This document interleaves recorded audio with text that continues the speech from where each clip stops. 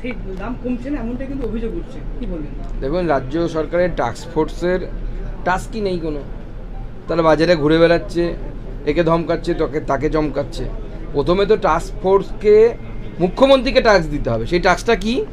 সেটা হচ্ছে এর আগে কেন্দ্র সরকার বলেছিল সমস্ত রাজ্য সরকারকে যে আপনারা ডিজেল এবং পেট্রোলের দাম কমান। কেন্দ্র নিজে কমিয়েছিল এবং রাজ্য সরকারগুলোকে বলেছিল। আমাদের আহ্বানে সাড়া দিয়ে, মাননীয় প্রধানমন্ত্রীর আহ্বানে সাড়া দিয়ে ভারতবর্ষের বহু রাজ্য, বিজেপি শাসিত এবং অবিজেপি শাসিত রাজ্য, তারা লিটার প্রতি পেট্রোল 5 টাকা, ডিজেল 10 টাকা কমিয়েছিলেন দাম। আমাদের এখানে তো কমলো না, মদের দাম কমে গেল। উল্টে রাজ্য সরকার 1 টাকা করে ট্যাক্স বাড়িয়ে দিল কিছুদিন আগে। তো আপনি যদি পেট্রোপণ্যের উপরে যদি ট্যাক্স বাড়ান, তো জিনিসপত্রের দাম কোথা থেকে কমবে? তো টাস্ক ফোর্সের উচিত প্রথমে মুখ্যমন্ত্রীর কাছে গিয়ে তাকে ট্যাক্সটা দেয়া যে আপনি পেট্রোপণ্যের দামটা কমান, তাহলে পরে জিনিসপত্রের দাম কমবে। আড়িয়াতে জয়ন্ত সিং সম্বন্ধে একাধিক অভিযোগ উঠছে, জমি দখল করে বাড়ি তুলছে, তিনি কি বলবেন? দেখুন, জয়ন্ত সিংয়ের মতো লোকেরা হচ্ছে তৃণমূল কংগ্রেসের সম্পদ। এখন পশ্চিমবঙ্গের গর্ব এরা। ওই জেল থেকে ছাড়া পাক। আমি তো মাননীয় মুখ্যমন্ত্রীকে বলবো যে জয়ন্ত সিংকে ওই বঙ্গরত্ন কী সব হয়েছে, এখন একটা বঙ্গরত্ন দেওয়া উচিত খুব ইমিডিয়েটলি।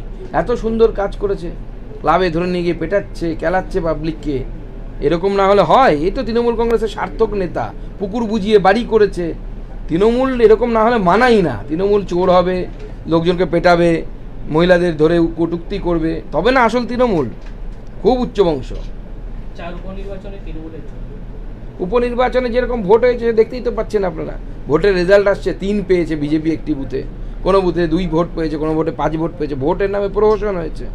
তো এইভাবে ভোটে তো হয় না। এর আগেও আমরা দেখেছি উপনির্বাচনের ক্ষেত্রে রাজ্য সরকারের যে পার্টি থাকে তার দিকে একটা টান থাকে। এমনকি 19 সালে আমরা 18টি সিট জেতার পর যে উপনির্বাচনগুলো হয়েছিল, সেই 3টি নির্বাচনে আমরা হেরেছিলাম, কারণ রাজ্য সরকারের প্রতি একটা ভোট দেওয়ার প্রবণতা থাকে।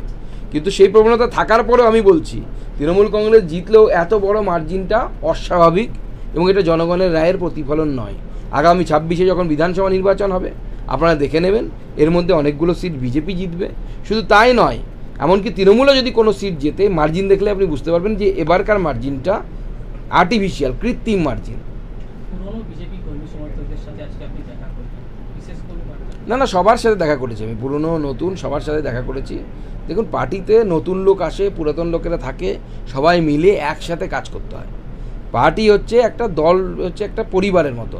সেই পরিবারে যেরকম নতুন অতিথি আসে, সেরকম পার্টিতেও নতুন অতিথি আসবে। না, এটা সবাই ভোটের কাজ করেছে, সবাই প্রচণ্ড পরিশ্রম করেছে এবং সেই জন্য তো মেদিনীপুর আমরা খুব সামান্য ব্যবধানে হেরেছি, মাত্র 27,000 ভোটে হেরেছি। আর একটু চেষ্টা করলে হয়ে যেত। একটু প্রার্থীটা যদি আমরা আগে করতে পারতাম তাহলে হয়তো আরও ভালো ফল হতো। না, উনি কলকাতায় চলে গেছেন। আমার সাথে কথা হয়েছে প্রাক্তন জেলা সভাপতি বলেছিলেন ওনাকে যে উনি চলে গেছেন ওখানে। আর উনি সাংসদ মানুষ, বিভিন্ন জায়গায় ঘোরাঘুরি করতে হয় ওনাকে। সবসময় আমার সাথে দেখা করতে পারবেন এরকম কথা নেই। লোকসভাতে তো দেখা হয়, রোজ দেখা হচ্ছে ওখানে।